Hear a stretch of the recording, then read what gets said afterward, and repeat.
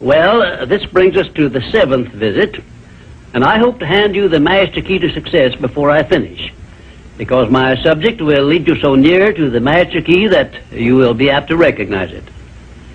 As I have suggested in previous visits, a positive mental attitude can clear away all obstacles which stand between you and your major purpose in life.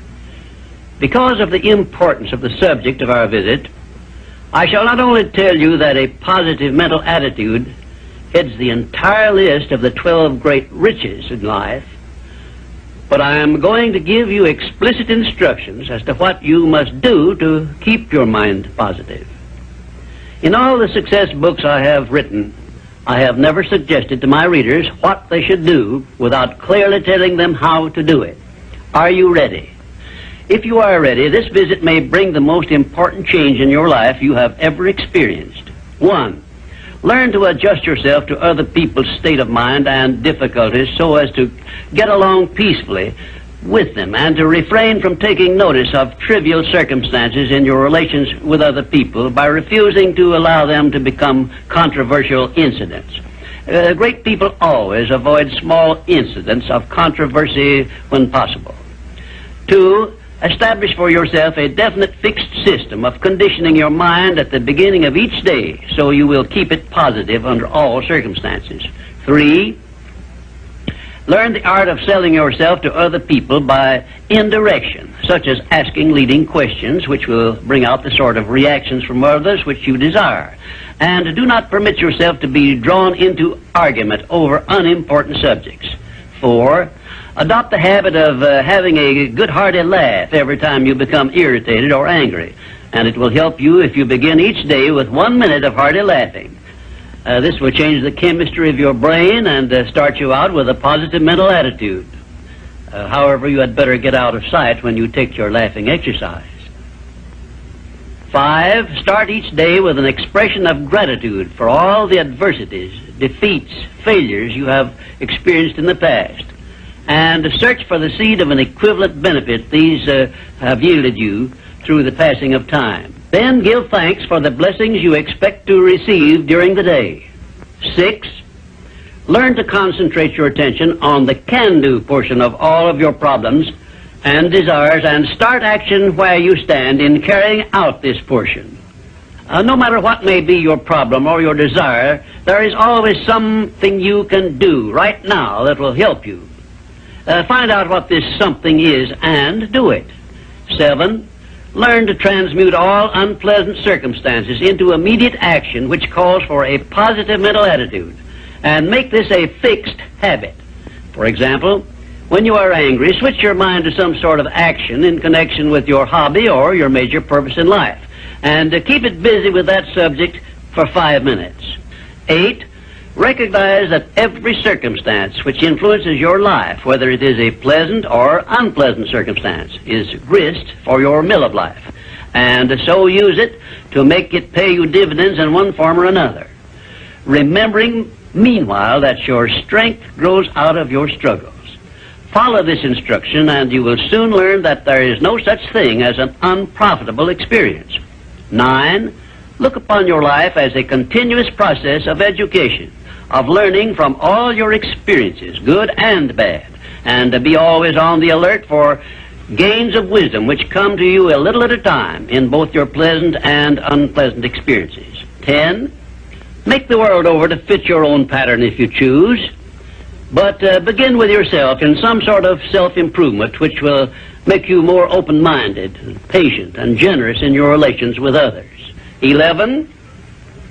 Express gratitude twice daily for your recognition of the fact that you have been given complete control over your own mind, and ask for guidance in order that you may use this profound gift wisely in all your thoughts and acts. 12.